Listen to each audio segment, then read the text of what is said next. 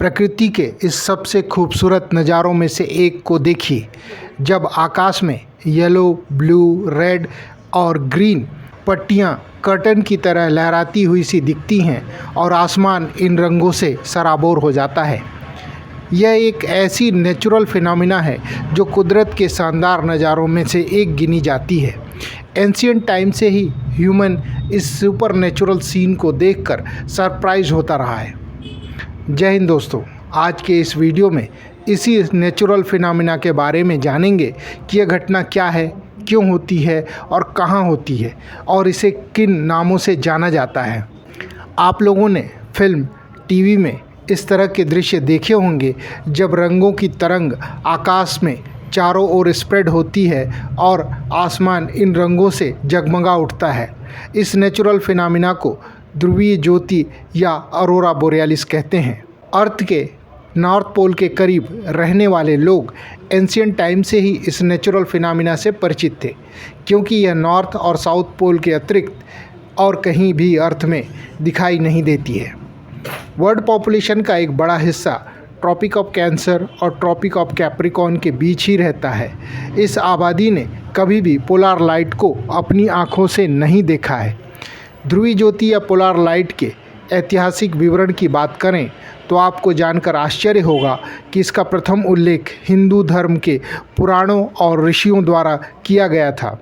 महाभारत, जो लगभग 3000 ईयर पहले लिखा गया था, उसमें भी ध्रुवीय ज्योति का उल्लेख किया गया है। ध्रुवीय ज्योति के वैज्ञानिक अध्ययन और विवरण की बात करें तो एडमंड हेली ने 1718 में सबसे पहले इसका उल्लेख किया था। उन्होंने पोलर लाइट की गति के बारे में अध्ययन करके इसका नाम पोलरिस दिया था। 1619 ईस्वी में गैलीलियो ने भी इसका उल्लेख किया था। एंशिएंट रोमन और यूनानी साहित्य में भी इसका उल्लेख मिलता है। 19th सेंचुरी तक तो वर्ल्ड की मैक्सिमम पॉपुलेशन इस नेचुरल फिनोमिना से अपरिचित ही थी। 20th और 21st सेंचुरी में मॉडर्न टेक्नोलॉजी और कैमरा के इनोवेशन ने इस नेचुरल फिनोमिना से विश्व को परिचित कराया। तभी से मनुष्य द्वारा इस नेचुरल फिनोमिना के साइंटिफिक एस्पेक्ट या इसके होने के कारणों की खोज आरंभ हुई। चलिए अब जानते हैं कि ये घटना क्यों और कैसे होती है। इस घटना के ऊपर वैज्ञानिकों ने लंबे समय तक रिसर्च की है और इस घटना के पीछे मुख्यतः सन और अर्थ का मैग्नेटिक इफ़ेक्ट ही है। हमारे सोलर सिस्टम में सबसे अधिक मैग्नेटिक फोर्स सन के पास है और सन अपने मैग्नेटिक फोर्स से सारे सोलर सिस्टम को प्रभावित करता है। सन से निकलने वाली एनर्जी बीम इलेक्ट्रोमैग्नेटिक इफ़ेक्ट के साथ बहुत ही स्पीड से सोलर सिस्टम के सारे ग्रहों की तरफ गति करती है और सन में लगातार न्यूक्लियर फ्यूज़न होता रहता है, जिससे निकलने वाले सोलर फ्लेयर में इलेक्ट्रॉन और प्रोटॉन के चार्ज पार्टिकल होते हैं जो अर्थ के मैग्नेटिक फील्ड में प्रवेश करते हैं और अर्थ के पोल पर भी इलेक्ट्रोमैग्नेटिक चार्ज पार्टिकल पाए जाते हैं। जब ये आपस में पूरे फोर्स से टकराते हैं तो आसमान में पोलर लाइट का खूबसूरत दृश्य देखने को मिलता है। अब जानते हैं कि वायुमंडल या एटमॉस्फेयर की किस परत या लेयर में यह घटना होती है। तो अर्थ के चारों ओर 400 किलोमीटर की ऊंचाई तक एयर का जो एरिया होता है उसे हम एटमॉस्फेयर कहते हैं। इसमें 5 परतें पाई जाती हैं, जिसमें से पहला ट्रोपोस्फेयर है, दूसरा स्ट्रेटोस्फेयर है, तीसरा मेसोस्फेयर है, चौथा थर्मोस्फेयर है और पांचवा एक्सोस्फेयर। इसमें थर्मोस्फेयर की सबसे निचली परत को आइनोस्फेयर के नाम से जाना जाता है। इसकी ऊंचाई 80 to 200 किलोमीटर के बीच है और इसी परत में इलेक्ट्रोमैग्नेटिक प्रभाव दिखाई पड़ते हैं। एटमॉस्फेयर की इस लेयर में ही अर्थ का मैग्नेटिक फील्ड अपने अधिकांश प्रभाव में होता है। यहीं पर सन की चुंबकीय और आयनित प्रकाश किरण अर्थ के मैग्नेटिक फील्ड से रिएक्ट करके पोलर लाइट जैसा शानदार नज़ारा बनाती है। अब जानते हैं कि किस समय ये पोलर लाइट की घटना होती है। यूजली सनसेट के बाद नॉर्थ और साउथ पोल के आसपास के एरिया में इसे आसानी से देखा जा सकता है। इसे देखने का सबसे अच्छा समय सुबह होने से पहले का होता है, जब पोल में एक लाइट शो जैसा नेचुरल फिनोमिना होता है।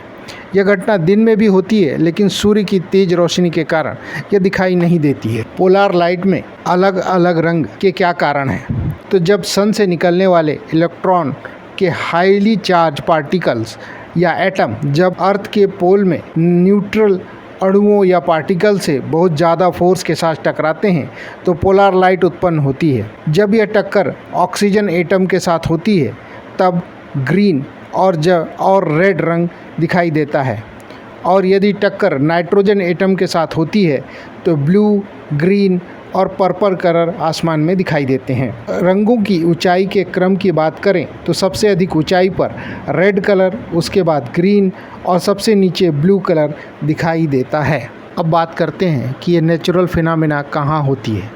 तो ये नेचुरल फिनोमेना अर्थ के कुछ खास हिस्सों में ही दिखाई देती है, जिसमें अर्थ का नॉर्थ और साउथ पोल मेन है। Northern light mainly Norway, Sweden, Canada और अलास्का जैसे आर्कटिक सर्कल के पास हाई लैटिट्यूड में दिखाई देता है।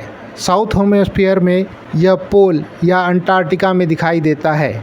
इसके अलावा साउथ पोल के करीब बसे हुए देश जैसे चिली, अर्जेंटीना, न्यूजीलैंड और ऑस्ट्रेलिया में भी यह घटना दिखाई देती है। अब ध्रुवीय ज्योति के अलग अलग नामों के बारे में जानते हैं।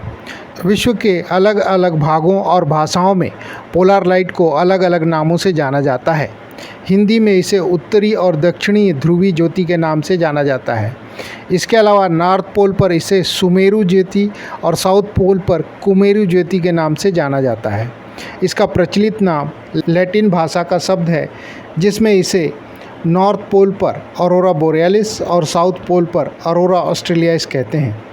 इंग्लिश भाषा में प्रचलित नाम नॉर्दर्न लाइट है। क्या इस नेचुरल फिनोमेना को भारत में भी देखा जा सकता है? तो कुछ महीने पहले न्यूज़ में पोलर लाइट लद्दाख में दिखाई देने की न्यूज़ सुर्खियों में थी। इस न्यूज़ से लोगों के बीच कन्फ्यूज़न बन गया था कि क्या पोलर लाइट को लद्दाख में देखा जा सकता है।